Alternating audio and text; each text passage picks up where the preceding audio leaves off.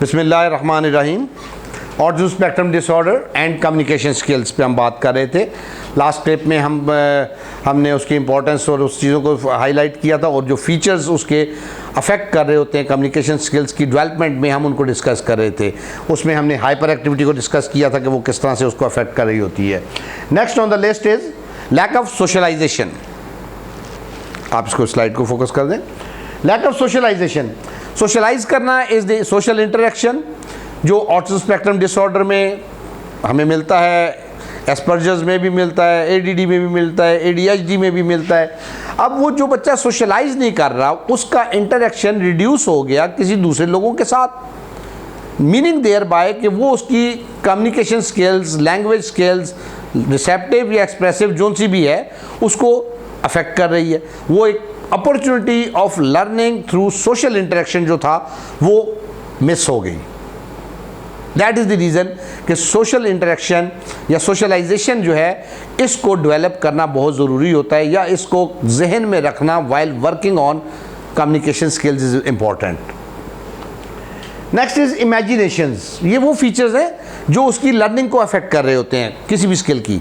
Imagination से मुराद क्या है कि ये बच्चे अपनी, इनकी एक वर्ल्ड है, तख़य्युलाती दुनिया है इनकी, उसके अंदर रहते हैं। वो कैसी है वो खुद ही कुछ एज्यूम कर लेते हैं। जैसे मैं इसको ऐसे एक्सप्लेन करूंगा कि मैं जब बादल देखता हूँ,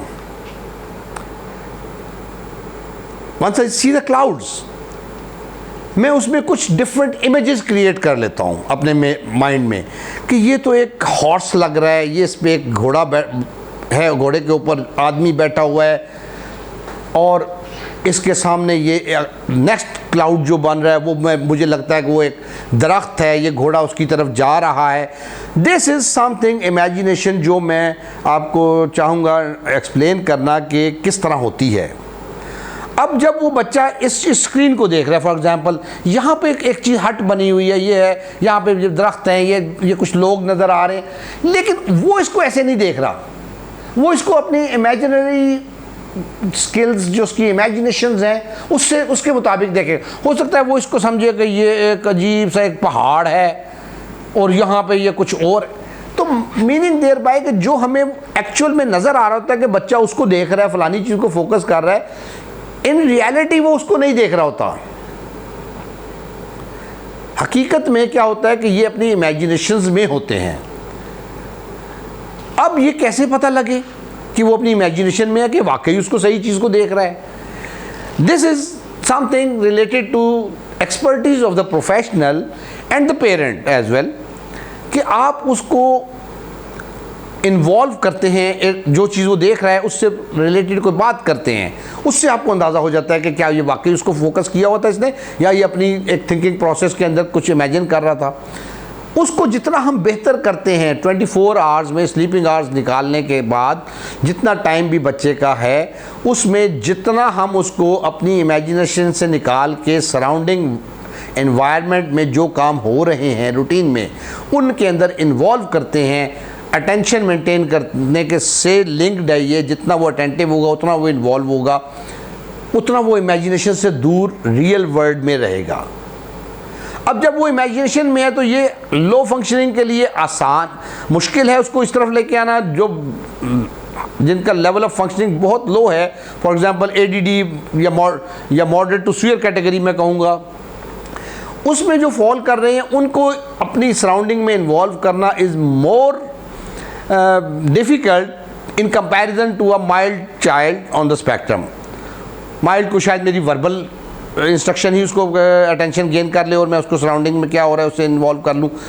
इस सीवियर कैटेगरी वाले को हो सकता है मुझे फिज़िकली भी खींच के टच के ज़रिए अपने साथ मतवज्जो करना पड़े उस चीज़ में जिसमें मैं इंटरेस्टेड हूँ, जो मैं इसको सराउंडिंग में हो रही है। प्रोसेसिंग इश्यूज़ होते हैं। प्रोसेसिंग इशू की एग्जांपल मैं आपको ऐसे दूंगा कि हम उसको एक पिछले दिनों एक बल्कि याद उसमें किसी मैंने कहा जी कि वेविंग जो है बाय बाय जो बच्चा करता है वो ऐसे करता है, या ऐसा स्लाइड सा टिल्ट होता है हाथ में, तो उसको मैं कैसे सही करूं। बेसिकली इसमें क्या हुआ, बच्चा ऐसे क्यों करता है ऑटिज्म स्पेक्ट्रम डिसऑर्डर पे, एक प्रॉपर वेव जो इस तरह से पाम होती है उसको इस तरह से क्यों नहीं कर पाता। इनफैक्ट जब हम उसको कहते हैं बच्चे को कि बाबा जा रहे हैं, बाबा को बाय बाय करो, आंटी आई हैं जा रही हैं, आंटी को बाय बाय करो, अब वो मैं उसको डिमॉन्स्ट्रेट भी करता हूँ, मैं उसको कहता हूँ ऐसे करें बाय बाय। जब मैं उसको ऐसे सिखाने की कोशिश करता हूँ, बताता हूँ डिमॉन्स्ट्रेशन के ज़रिए, उसको मेरी पाम नज़र आती है, ये हथेली नज़र आती है। अब जब मैं उसको समझ आ गई कि मैं उसको कह रहा हूँ ऐसे करें, ये उसको अंडरस्टैंडिंग है। जब वो ऐसा करना चाहता है तो वो चूँकि पाम मेरी नज़र आई थी, मेरी हथेली पे नज़र पड़ी थी जब मैंने उसको बताया था, अब वो खुद भी अपनी हथेली देखना चाहता है और ऐसे बाय बाय करता है, क्योंकि हथेली ऐसे नज़र आई थी उसको। अब ये प्रोसेसिंग का डिफरेंस है, समझ उसको है आती है कि मैं क्या समझा रहा हूँ, क्या कर रहा हूँ, रिसेप्टिवली दे आर टू गुड, लेकिन उस चीज़ को प्रोसेस नहीं कर पाते। मैं उसको कहता हूँ गिव मी बॉल, बॉल सामने पड़ा है, उसने सुन लिया, उसको पता भी है कि गिव मी बॉल से मुराद ये है कि मैंने बॉल उठा के देना है, but he is unable to process that instruction. ये प्रोसेसिंग इश्यूज अफेक्टेड होते हैं सेंसरी इनपुट से, इमेजिनेशन से, उसकी डिस्ट्रैक्शन से, लैक ऑफ अटेंशन से, उन सारी चीज़ों से ये अफेक्टेड होते हैं। जो हम उनको बेहतर करते रहते हैं, प्रोसेसिंग बेहतर होती जाती है। दूसरा, प्रोसेसिंग के लिए हम क्या करते हैं, हम प्रॉम्प्टिंग को लेके आते हैं, उन प्रॉम्प्ट्स के ज़रिए हम उसको बेहतर करते हैं। इस तरह से ये ग्रेजुअली आहिस्ता आहिस्ता प्रोसेस उसका जो है, एक चीज़ को कैसे करना है वो सीखता जाता है, and it's goes on like that. Behaviours उसके जो होते हैं वो उसको लर्निंग में प्रॉब्लम कर रहे होते हैं।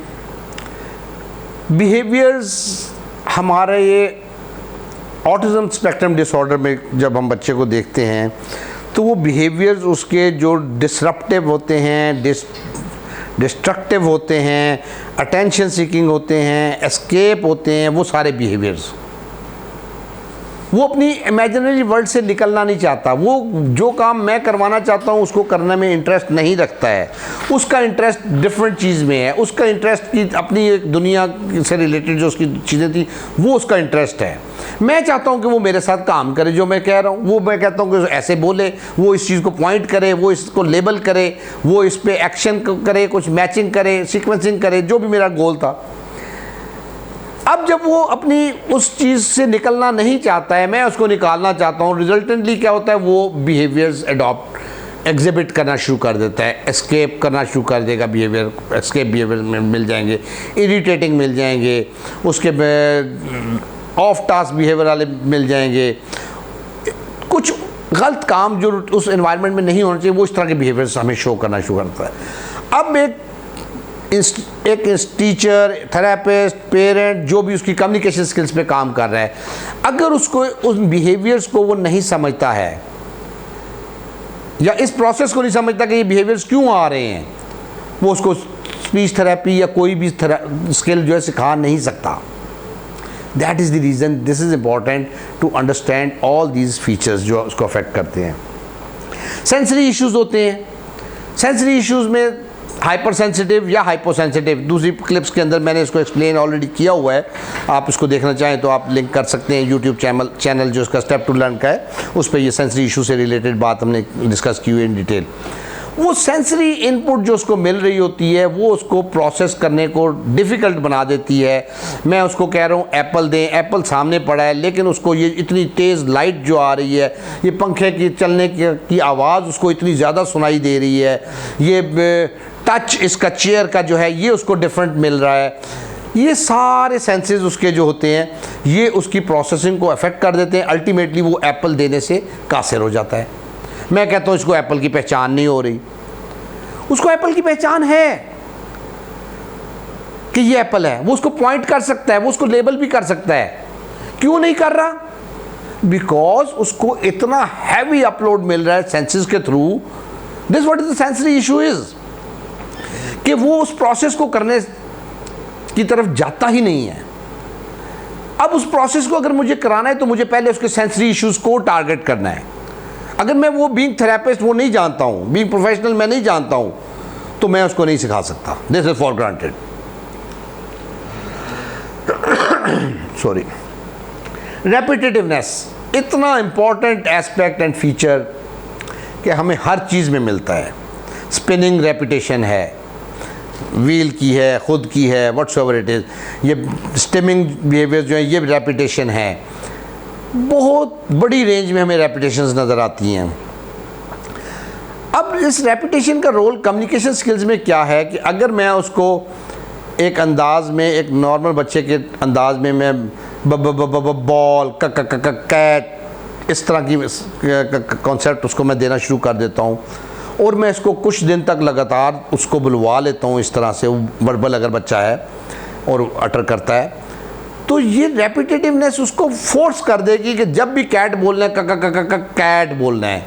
एक न्यूरोटिपिकल डेवलपमेंट वाला बच्चा स्टार्ट में इसको अंडरस्टैंड करेगा, किस स्टेज पे उसने क नहीं करना है और खाली कैट बोलना है, इस फोनेटिकल प्रोसेस को वो अंडरस्टैंड कर लेगा ओवर द पीरियड। लेकिन ये अपने रेपिटेटिवनेस की वजह से उसको रिपीट करेगा। अब इसकी एक और एग्जांपल, इसमें कोई भी कॉन्सेप्ट अगर मैंने उसको एक तरह का जुमला बुलवा लिया, करवा लिया, रिसेप्टिव या एक्सप्रेसिव लैंग्वेज किसी में भी फॉर अ लॉन्गर ड्यूरेशन, अब वो उसकी रेपिटेटिवनेस में आ जाएगा।